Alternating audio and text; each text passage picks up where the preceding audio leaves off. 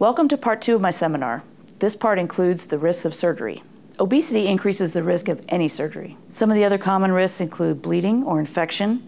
Sometimes we can't do surgery through the small incisions or the scopes and we have to do a bigger incision. Sometimes we can't do surgery at all. And the most common reason is an enlarged liver that is storing fat. And we'll talk more about that in a little bit. Also a risk of any surgery is the risk of what's called a pulmonary embolism. Basically, that's a blood clot that can form in your legs and pelvis around the time of surgery. Those clots can then break off, go to your lungs, and they can kill you. The risk of that is very low, but it's not zero. We do give you blood thinners before and after surgery to help decrease the risk. But by far the most important thing is that you get up walking as soon as you're awake after surgery and as much and as often as possible.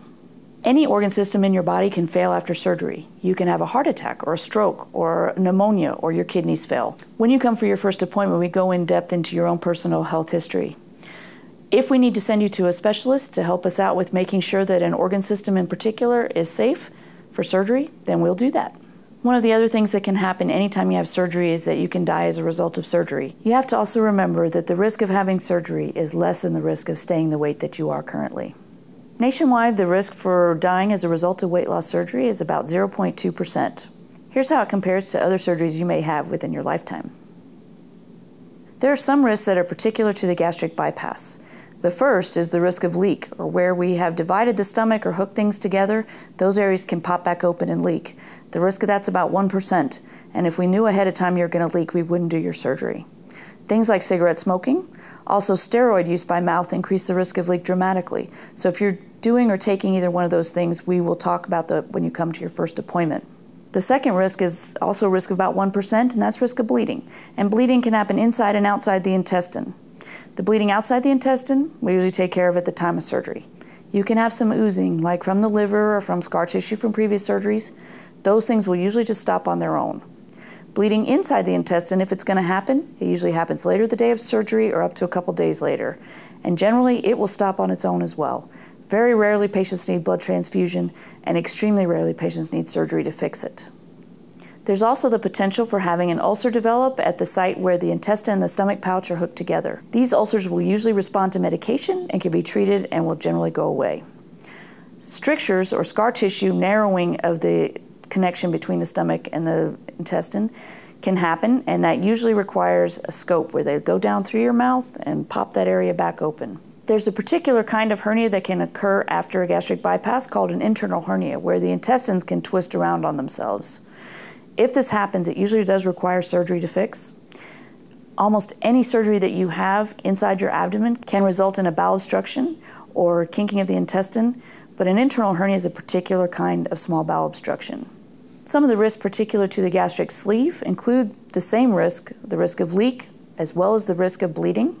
The risk of leak may be a little bit higher with the gastric sleeve over the gastric bypass because it has a longer staple line and there seems to be a little bit more pressure involved. Right in the middle of the sleeve is a very narrow area that can fold over on itself and cause an obstruction. These obstructions generally do require surgery to fix as well. Fortunately, they're very rare. If you have a stomach that may not empty like normal, diabetes can increase this risk, but you may not know it because currently you have a very large stomach that can hold a lot of fluid or food, and the food can wait until your stomach gets ready to push it down. After surgery, there's no more reservoir, so if food doesn't go down very quickly, you end up feeling very backed up and you have increased reflux, and it can make you very uncomfortable. Because of this reason, if you have reflux before surgery, we don't really recommend a sleeve as your first option. One other thing that can occur is the possibility of having that stomach re-expand over time. We don't know exactly what will happen 10 to 15 years down the line because the sleeve has not been around that long at this point. Other things that can happen after weight loss surgery include the formation of gallstones. As you lose weight fast, you can develop gallstones that can require gallbladder surgery. I usually like to check before surgery and see if you have gallstones. If you have gallstones already, I like to try and remove the gallbladder at the time of your weight loss surgery. You can develop nutrient deficiencies, hernias. You can also fail to lose weight we expect or gain weight back. The best way to combat that is to keep coming back for your appointments and to help us with helping you get through this whole procedure. You can also develop long-standing functional problems, the most common of which is constipation, and we will show you how to combat that at the office.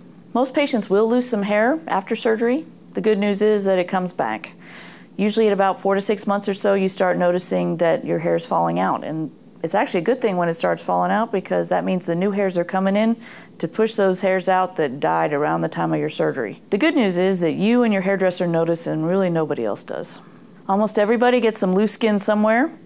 And the good news is, again, that clothes hide a lot.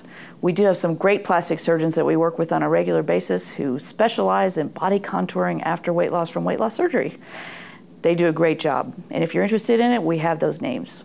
After surgery, you can also develop various nutrient deficiencies, including B12, other B vitamins, calcium, iron, also protein deficiencies. So that's why we want you coming back for your appointments and why we want to check your blood tests on a regular basis after surgery. About 90% of patients will have a nice smooth course. You'll come in, you'll have your surgery, you'll go home when expected, 2 to 3 days. You'll come back to the office at 2 to 3 weeks. You'll get released to do whatever activity you want. You'll go back to work. You'll lose your weight and you'll never look back. About 10% of patients will have a transient problem, and that can be anything from nausea and vomiting that brings you back to the hospital to a leak from a gastric bypass or a sleeve, or a bowel obstruction or something else that brings you back. Usually after about 4 to 6 months, those patients catch back up with the other 90%, lose their weight and do just fine. Less than 1% of patients will have a major problem that will last for weeks to months to even years. This risk is very low, but again, it's not zero. We understand that these things can happen, and we're here to take care of you through this whole process. After surgery, there's several kinds of medications to avoid. The first and the biggie is nonsteroidal anti-inflammatory medication. Your aspirin, your Advil, your Aleve, your Mobic, all these medications will cause bleeding ulcers after surgery, so you can't ever take them again. And this is important because a lot of patients will keep ibuprofen in their medicine cabinet and want to take it for a headache or whatever. But after surgery, it's really important that you not take them. Tylenol is the only medication over the counter that is okay to take because it's not related. Celebrex is a medicine that is loosely related to your nonsteroidals. It is a prescription medication, but it can be used for some of those same medical problems that you would take the nonsteroidals for.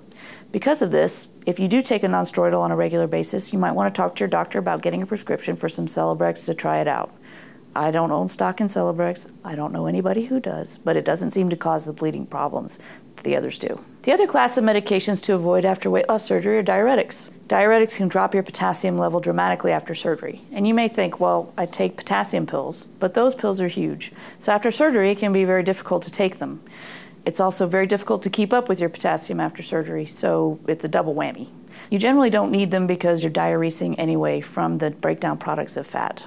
After surgery, especially gastric bypass, your fertility can change dramatically if you're a woman. Because of this, if you're female, you have all the parts and they're all connected, we want you using a very good form of birth control for the first year after surgery. If you get pregnant in the first year, you can't take in enough sugar to keep both you and a baby going.